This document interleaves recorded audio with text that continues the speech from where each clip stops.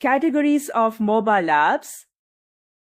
Apps provide specific functionality to your mobile and tablet devices in a more simple and user-friendly manner. We use so many applications on our mobile device to perform different types of tasks. Generally, these apps can be divided into 3 types, which are native, web, and hybrid. Let us learn about these in detail. Native apps. Native apps are platform dependent, which means that these apps are primarily developed for a specific platform. For example, any app which is developed for iOS will not run on any other platform such as Android, Windows. In other words, you cannot install the app on iOS platform which is developed for Android platform.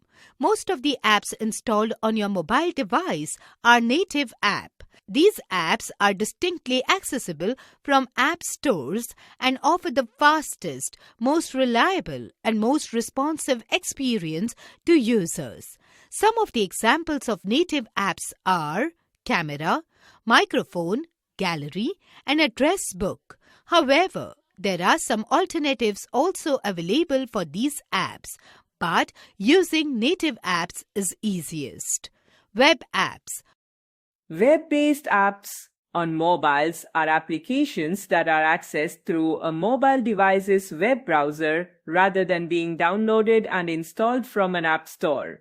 These apps are designed to be responsive, meaning they adapt to different screen sizes and orientations, providing a mobile-friendly experience. Web apps are different from websites. The major difference is that a web app can be a small part of a website which provides a particular functionality. On the other hand, a website can contain many web apps. Some examples of web apps are OLX, Flipkart, and Pinterest. Hybrid apps. The app that is created by combining the features of native app and web app is called a hybrid app. Similar to native app, hybrid app is developed for a specific platform and deployed on the App Store. You need to install the hybrid app before using it on your mobile.